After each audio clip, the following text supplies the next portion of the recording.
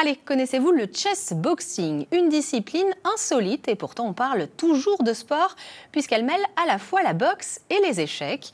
Une activité lancée il y a une vingtaine d'années. Nous avons rencontré l'un de ses pratiquants, il est nancéen et il a participé au championnat du monde en septembre dernier. Samuel Mulin avec Boris Kretschmar.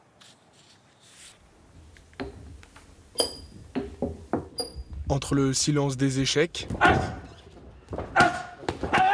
et le bruit incessant des coups sur le ring de boxe.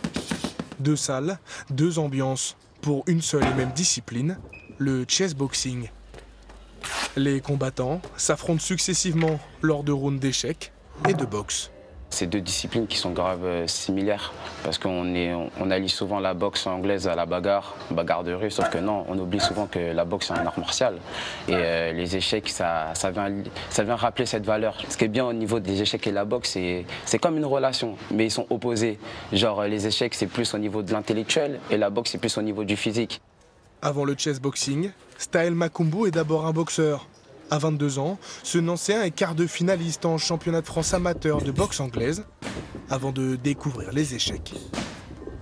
Un jour, justement, pour préparer mes championnats de France, je suis parti me préparer sur Paris. Et je suis parti chez mon tonton, et qui lui a un club de chess boxing. Et il m'a dit, prépare-toi aux échecs, tu as 4 mois pour te préparer aux échecs, et je vais te faire les détections championnat équipe de France chess boxing. Staël découvre alors les compétitions où les combattants doivent l'emporter soit par KO, soit par échec et mat.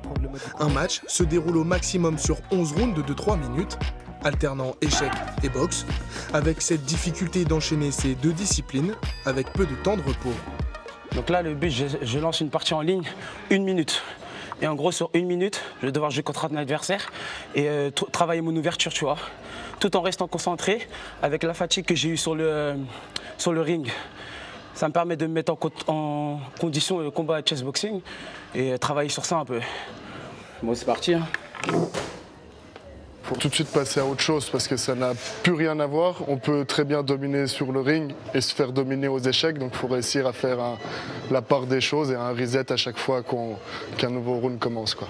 Après seulement quelques mois d'apprentissage, Staël parvient à se qualifier pour ses premiers championnats du monde de chess boxing au mois de septembre.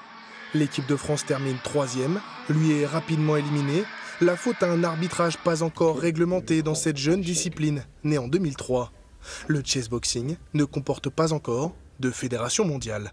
Franchement, d'avoir pu participer à mes premiers championnats du monde, c'est exceptionnel.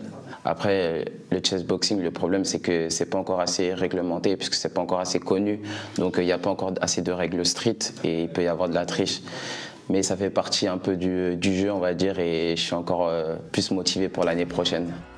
Une motivation intacte pour marquer les esprits et faire connaître sa discipline, qui ne compte que 500 licenciés en France. Pour tenter de développer la pratique, Staël Makumbu espère créer rapidement un club de chess boxing à Nancy.